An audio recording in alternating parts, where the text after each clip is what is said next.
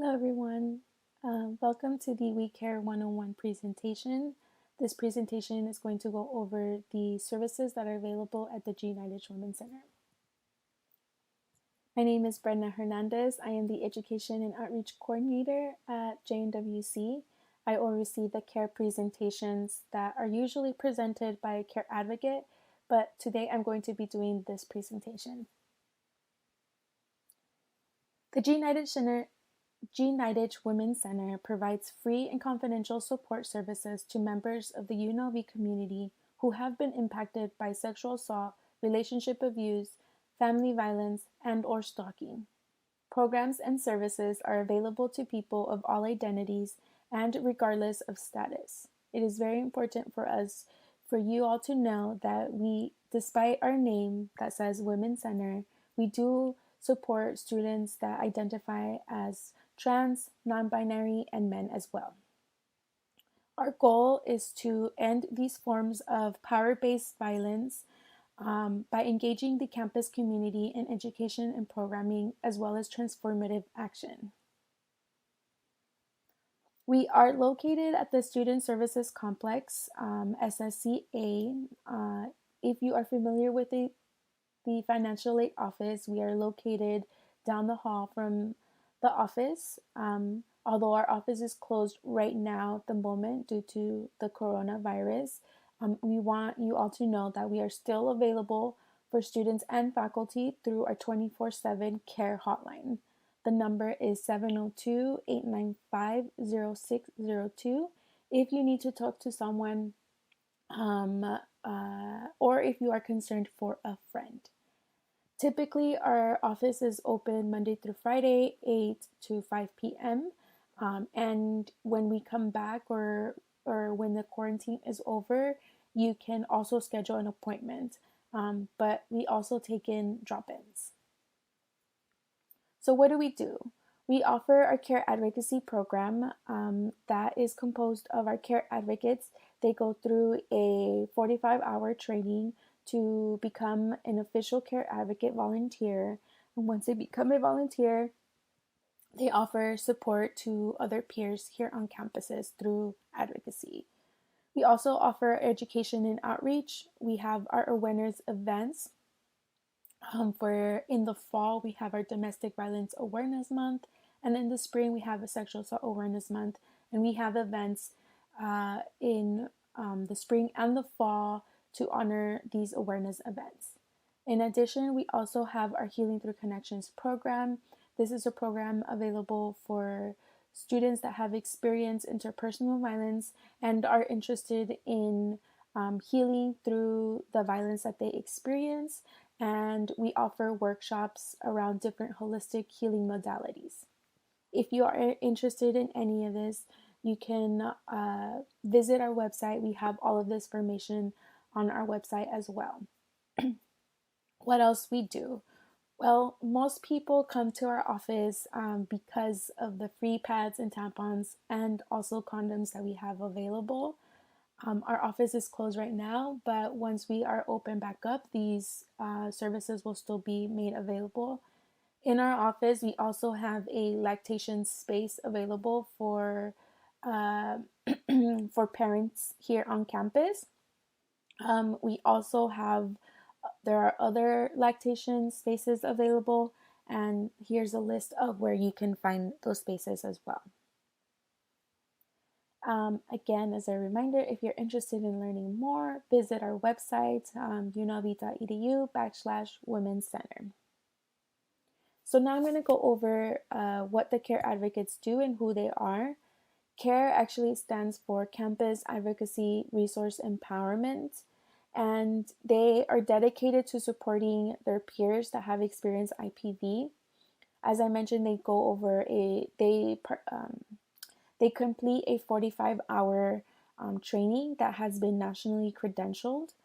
And some of those topics include crisis intervention, trauma-informed support, resource referral, those types of things. If you are interested in becoming a care advocate, you can always email us at the email on the PowerPoint slide. And we do have internship opportunities available but please make sure that you email us if you have any questions. So for the next part of our presentation, I'm going to be going over definitions, some definitions, and I'm going to be explaining what interpersonal violence is, but I want to give an activation warning. So if at any point during the presentation there was a stress response that was activated, meaning you felt uncomfortable with some of the information or content, or you have some memories that came up, I just want to remind you that we have our care line available if you need to talk to someone. So I'm going to get into it.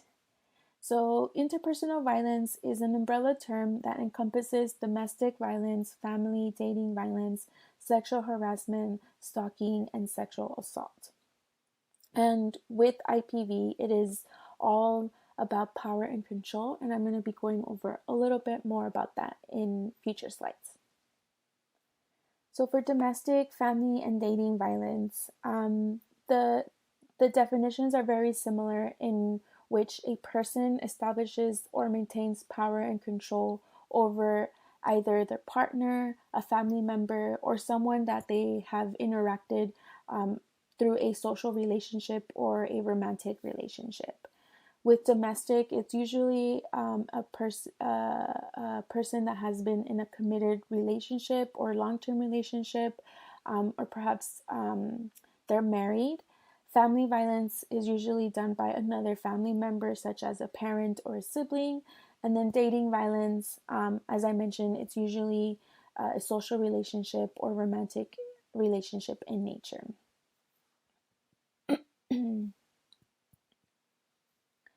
And sexual harassment is any unwelcome sexual advances, requests for sexual favors, and other verbal or physical harassment of a sexual nature. This includes catcalling as well.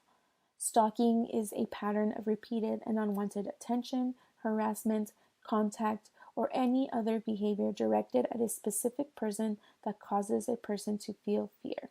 It is important to know that it is a pattern of repeated and unwanted attention that causes another person to feel fear. If you have any questions or if you want to talk to someone about this, as I mentioned, you can always talk to a care advocate. For sexual assault, the definition is any type of sexual contact or behavior that occurs without the explicit consent of the recipients. And as I mentioned, IPV is all about power and control. A person uses some tactics.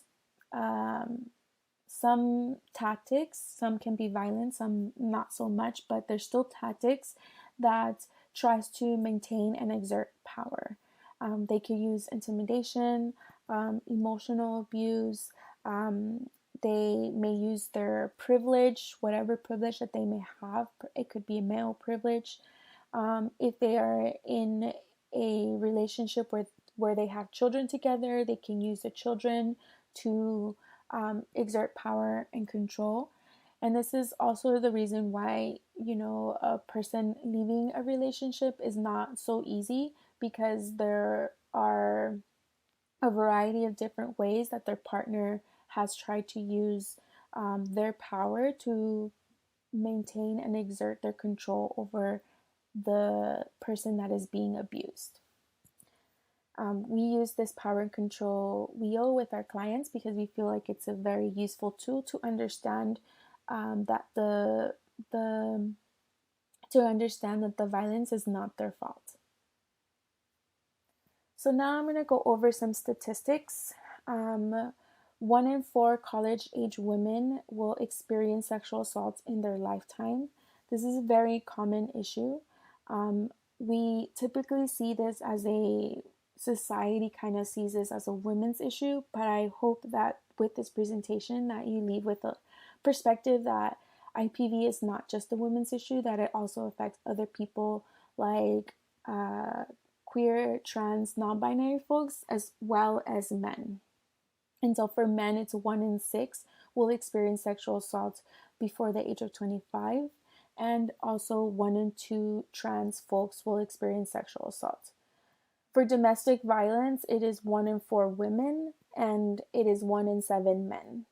And then the last statistic that I want to share is that children also experience violence, and it is 1 in 7 will experience abuse, neglect within the past year. So, other statistics include stalking. 1 in 6 will experience stalking. 1 in 6 women will experience stalking, and then also 1 in 19 men will experience stalking. It's important to know that while I did give some statistics, that the statistics don't paint the whole picture. Obviously, the data world or epidemiology world is a little bit behind in getting accurate information from queer, non-binary, and trans folks, and often statistics are don't include them as well. However, we know that they also experience violence at probably higher rates or similar rates to women. So for sexual assault, we also wanted to share that at least 50% of college students will experience or hold on, let me read. At least 50% of college students sexual assaults are associated with alcohol use. While alcohol it is not the cause of abuse, it can be an accelerant, meaning that if they are in a situation, things can escalate really quickly, and they may not have the ability to. Alcohol can impair judgment, and so that is why it's considered an accelerant. This is also one when alcohol is involved, especially for college age students that are under the drinking age. They may not want to report sexual assault because they are afraid that they're going to get in trouble for alcohol use. And it's important for you all to know that even though there is alcohol involved, that should not deter you from getting help that you support or even from wanting to fill out a report. If you need to talk to someone, a care advocate can help you through this process. And as a reminder, if there was alcohol involved, they're not going to they are going to put priority on the sexual assault and not the alcohol. And then lastly, 90% of sexual assaults on campuses, the person usually knows, the victim knows who the attacker is. It could be a partner, a classmate, someone that they dated, a co-worker, or even a family member. So we also have this narrative that sexual assault could be stranger danger or someone that you don't know, but more often than not, the person is usually someone that they know. So with these numbers and statistics, while they don't show us the full picture, we do know that a large population of our student community has been impacted by some form of trauma.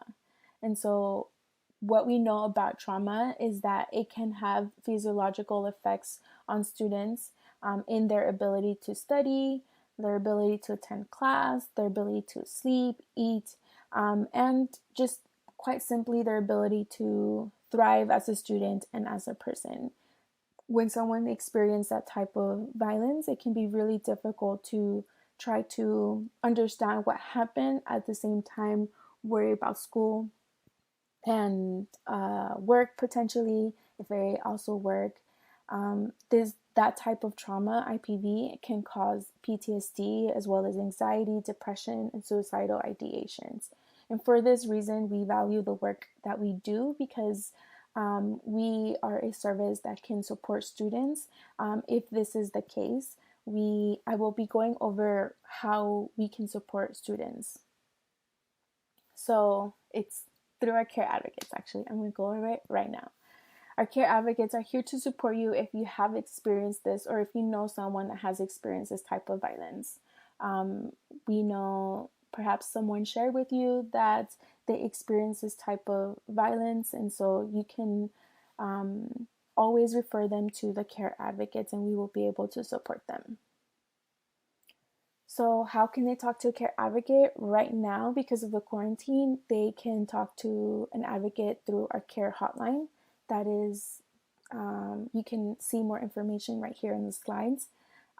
When the quarantine is over, a person can also come to our office if they wish to talk to someone in person. We accept walk-ins, or if you would like, you can also schedule an appointment. So, how can a care advocate support you? I've been talking about this for a little bit.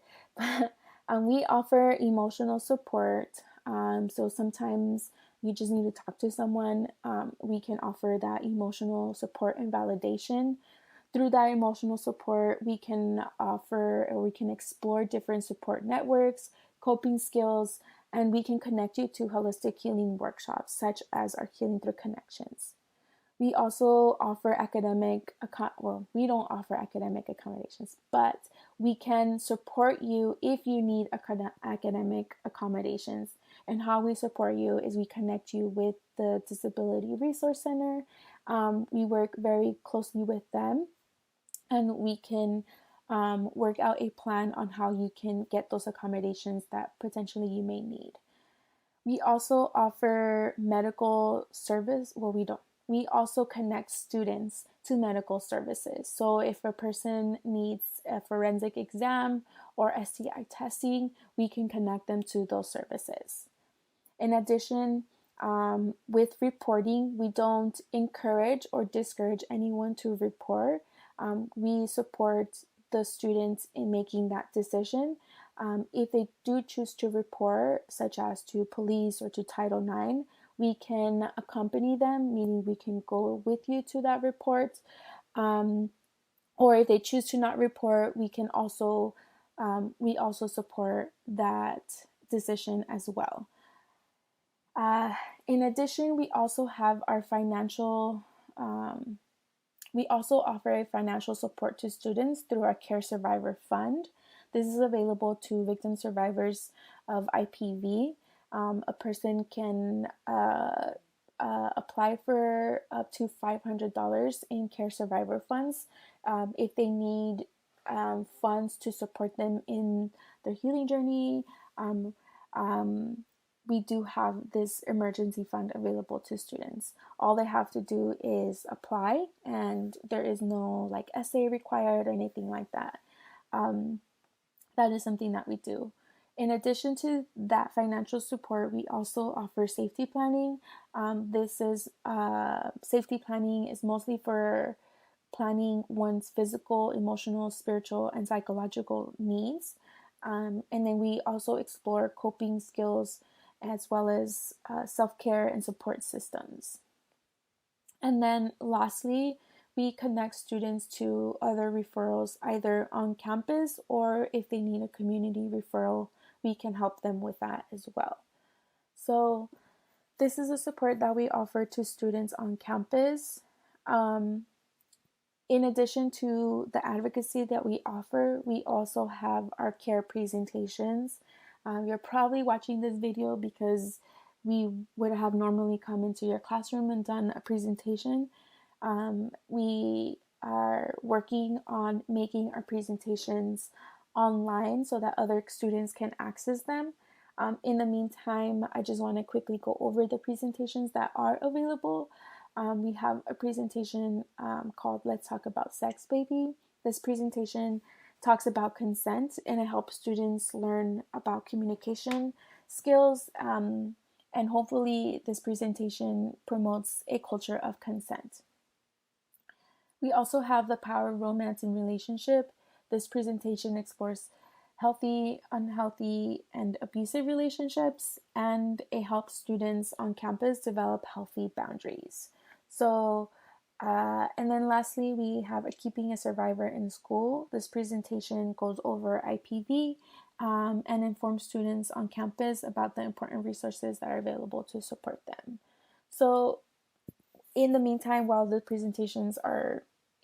I make them online, we just want to let you know that these are available. And if in the spring semester or later down the line you are interested in learning more about these presentations, you can always check our website check our website or our social media for more information. And then lastly, I want to go over how you can connect with us. We have an online care or an online support guide. You can find that online guide that goes over all of the information that I just went over in this presentation, but it also has the information about other resources that are available to you on campus. And so we also have our website and our social media. Our social media has a lot of information about our events. And then we also do have posts that support and promote self care and healing. That is all I have for today. If you have any questions, please do not hesitate to reach out to us. We are here for you, and we hope that you all are staying safe and healthy.